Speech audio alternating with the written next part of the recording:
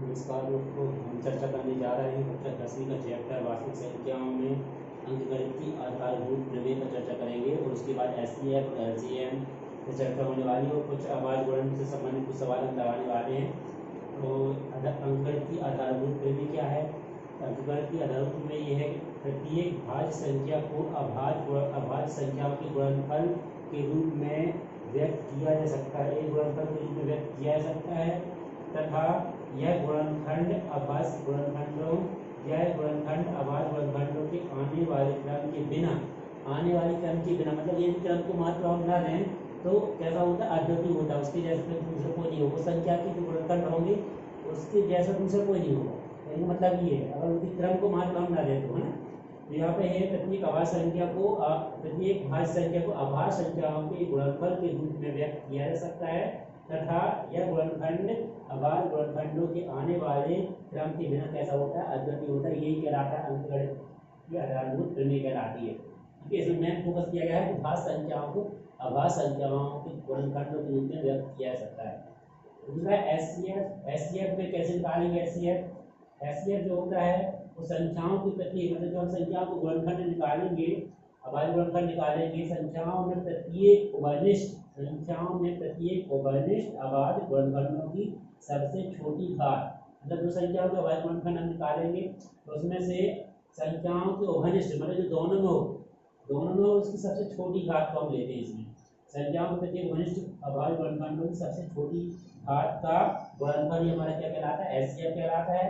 और एलसीएम में क्या होता है? संख्याओं संबंध प्रत्येक अभाज्य गुणनखंड की, संख्याओं में संबंध प्रत्येक अभाज्य गुणनखंड की सबसे बड़ी घात को हम लेते हैं और उनका गुणनफल जो होगा वो हमारा क्या कहलाएगा? एलसीएम कहलाता है। ठीक है, यहाँ कैसे निकालना और जब इसमें लगाएंगे तो आपको क्लियर होने वाला है। तो देखते हैं, हमने दो सवाल जो लिए हुए उनको चर्चा करते हैं, उनकी अभाज्य गुणनखंड करते हैं। तो आपको पता होना चाहिए अभाज्य संख्या कहाँ से स्टार्ट होने वाली रहती है। अभाज्य संख्या 2 से स्टार्ट होती है, इसका आप ध्यान रखेंगे। 2 भी एक हमारी अभाज्य संख्या है। 2 एकमात्र ऐसी अभाज्य संख्या है जो सम है और अभाज्य है। ठीक है, इसके बाद हम देखेंगे 2 से 2, 3, 5, 7, ठीक ना, 9, 7, 11, 13, फिर 17, 19 है ना, इस टाइप बढ़ते जाएंगे आगे। तो हमको अभाज्य संख्या गुणनफल निकालना है। इस संख्या में हमको देखिए सबको अभाज्य गुणनखंड करने हैं। इस सवाल में तो कैसे करेंगे? ये अभाज्य गुणनखंड करने का तरीका है। ठीक है, ये थोड़ा सबसे सरल तरीका माना जाता है, तो इसी के साथ हम करते हैं। इसमें सबसे पहले हमको देखना रहता है कि 2 से तो विभाजित नहीं हो रही संख्या, और 2 से कब विभाजित होती है? यदि संख्या के इकाई का अंक, ये वाला अंक यदि 0, 2, 4, 6, 8 होता तो यहाँ पर ये संख्या 2 से विभाजित होती, लेकिन ये 2, 2, 4, 0, 2, 4, 6, 8 नहीं है, इसलिए ये 2 से विभाजित नहीं होगी। इसके बाद हमको आप क्या करना है? संख्या पता लगाना कि 3 से विभाजित होने वाली है कि नहीं होने वाली है। इसके लिए हम जिस अंक संख्या थी उसके अंकों का हम क्या करते हैं? योग करते हैं। 3 में 8 को जोड़ेंगे कितना हो जाएगा? 11, 11 में 2 को जोड़ेंगे कितना हो जाएगा? 13, और 13 में 5 जोड़ेंगे कितना हो जाएगा? 18, और 18 जो है वो 3 की दुनिया में क्या होता है? आता है, इसलिए इसमें संख्या में 3 का भाग जाने वाला है। तो 3 1 3, 3 दूनी 6, बचे कितने? 2, 3 7 21, 3 5 15। एक बार फिर जोड़ते हैं, 2 1 3, 7 3 10 और 5 15 होने वाला है। इसमें फिर 3 से भाग जाने वाला है। 3 चौके 12, 3 दूनी 6, बचे 3 5 15। फिर से जोड़ते हैं इसको, 5 4 2 6 5 11, 11 3 दुनिया में नहीं आता, मतलब 3 से भाग नहीं जाने वाला है। अब हम कैसे भाग देंगे? 5 से। तो अगली अभाज्य संख्या हमारी 5 ही है। 5 का भाग कब जाता है? जब इकाई के अंक में संख्या के 0 हो या 5 हो। तो 5 अंक दिख रहा, मतलब इसमें 5 से भाग जाने वाला है। 5 8 40, बचे 2 पचम 25। फिर इकाई के अंक में 5 आ गया, मतलब 5 से जाने वाला है।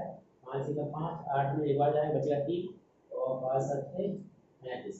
अब 17 को देखिए अभाज्य संख्या है, जिसमें से किसी जाएगा नहीं। अभाज्य संख्या मतलब उसमें स्वयं का भाग जाएगा या 1 का जाएगा। 17 तो 17 से जाएगा, 17 को 17 ये हो जाएगा। ये इसके अभाज्य गुणनफल हो जाएंगे। अब इसके हम निकालते हैं, 7 4 2 9 के निकालते हैं। इकाई के अंक में 0 2 4 6 8 नहीं, मतलब 2 से नहीं जाएगा।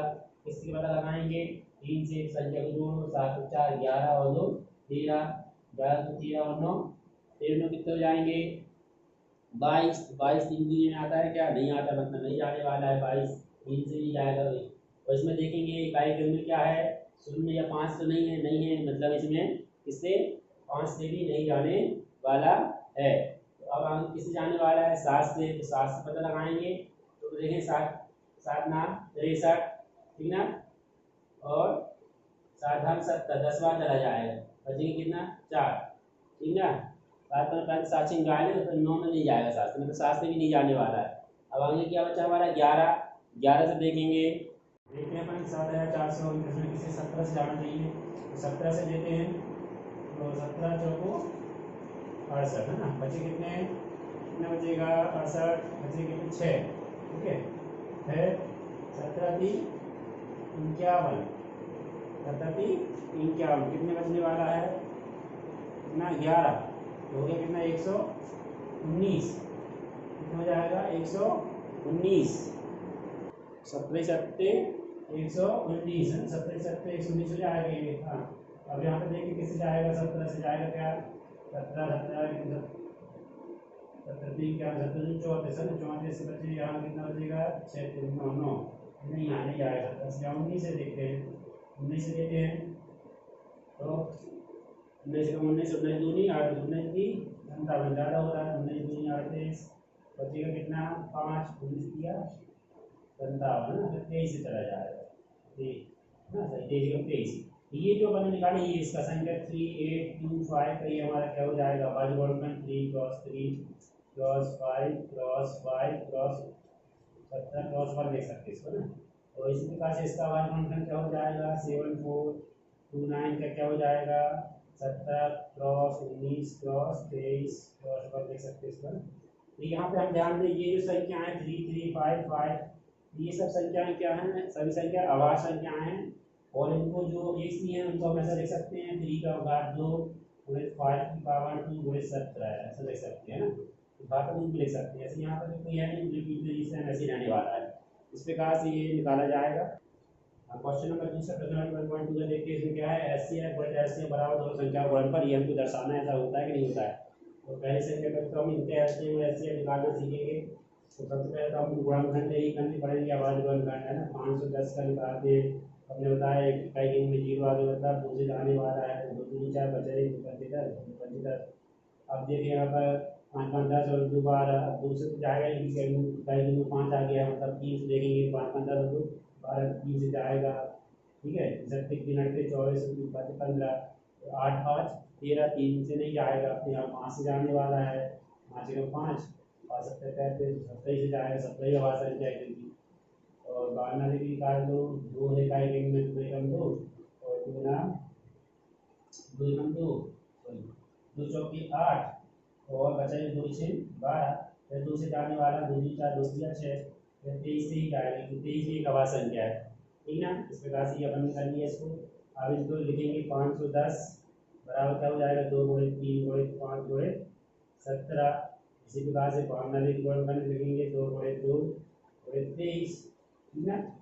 इसको हम और थोड़ा सा अपडेट कर सकते हैं, इसको लिख सकते हैं 2 की घात 2 गुणित 23 लिख सकते हैं, इसको 92 लिख सकते हैं ना। अब हम पहले क्या निकालते हैं एससीएफ निकालते हैं इनका, एससीएफ देखिए एससीएफ कितना, किसका एससीएफ निकालना है 510 का एससीएफ, मतलब इनको दो संख्याओं का एससीएफ निकालना है, इसका 510 और 92 का एससीएफ निकाल रहे हैं। एससीएफ में हमने डेफिनेशन यहाँ लिखी हुई है, क्या है संख्याओं के प्रति एक वरिष्ठ अभाज्य गुणनखंड की सबसे छोटी घात का गुणनफल होता है ना।